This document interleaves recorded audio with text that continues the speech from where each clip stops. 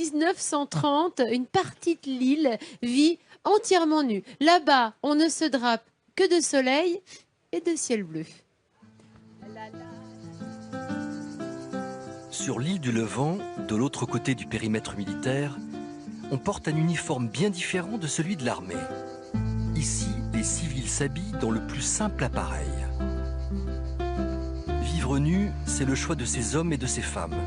Et chaque année, ils sont nombreux à venir s'y ressourcer. Mais alors, en quoi l'île du Levant se révèle-t-elle un véritable havre de paix? Pour le savoir, il faut suivre les pas de Jean-Pierre Blanc. Naturiste, il voue un amour inconditionnel au Levant depuis 15 ans.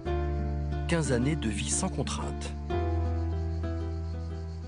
On vit nu si on le souhaite, il y a cette liberté qui n'a pas de prix aujourd'hui. On est dans une quand même situation nationale et internationale très complexe. Et ici, on connecte de tout. Le Levant n'est pas devenu un paradis naturiste par hasard. Il est le fruit de l'imagination de deux hommes, les frères Durville. À l'aube des années 30, ils achètent une partie de l'île pour y concrétiser leurs rêves, créer une communauté en symbiose avec la nature. Pour cela, il leur faut construire de toutes pièces un village, son restaurant, sa boulangerie et ses lotissements pour accueillir des vacanciers désireux de vivre l'expérience naturiste. Un pari réussi. 80 ans plus tard, tout est demeuré intact.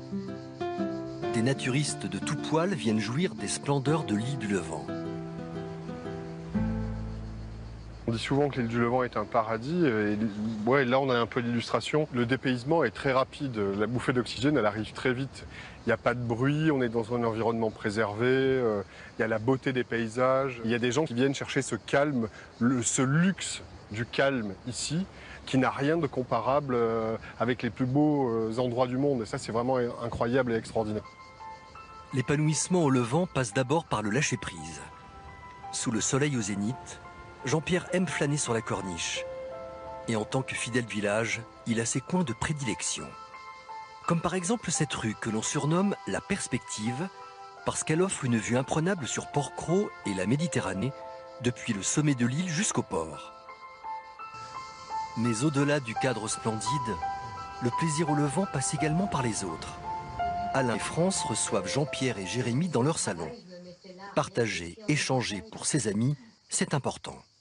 Je pense que c'est vraiment fondamental au Levant. On se dit toujours bonjour, c'est une règle. Tous les gens que vous croisez, vous leur dites bonjour. À part 2 ou 3 véhicules de transport pour la marchandise, tout le monde est à pied et tout le monde est à égalité. Tout le monde s'exprime comme il en a envie et c'est vraiment l'intérêt de cette île, je pense. Oui, tout à fait. Dans ce lieu dédié au bien-être, où la nature côtoie les éléments maritimes, un lieu où liberté rime avec nudité, l'île du Levant s'apparente à un petit paradis terrestre.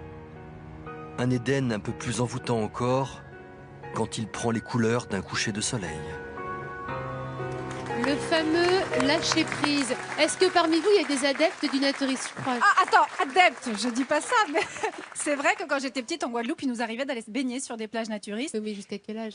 Jusqu'à 12 ans. Oui, mais c'est pas du Non, naturisme. en tout cas, c'est très agréable de se baigner nu. Je suis pas vraiment pour aller faire mes courses nues, mais se baigner nu, je suis d'accord. En tout cas, la France, elle est la première destination pour les naturistes. Ils sont 2 millions à venir chaque année ici. Et 83% des Français ne se déshabillent pas. Donc, alors moi j'aime bien, restants. Je le fais volontiers chez moi, c'est juste pour les livraisons et pour la poste. C'est un peu gênant, au moment où ça sonne. Ceci bon, dit, avec ton petit tablier, il y a vois. peut-être un truc à faire, il y a un concept. En Et tout puis cas. vivre au soleil, c'est quand même pas mal, hein, au-delà du naturisme. Alors, c'est important aussi parce que c'est une philosophie de vie.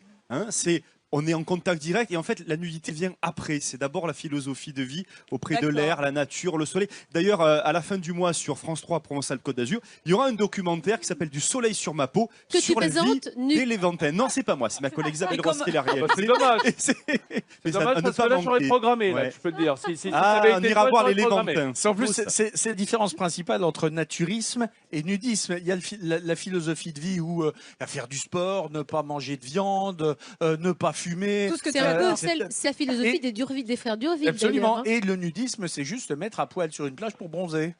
Et prendre le soleil. Et braver un peu.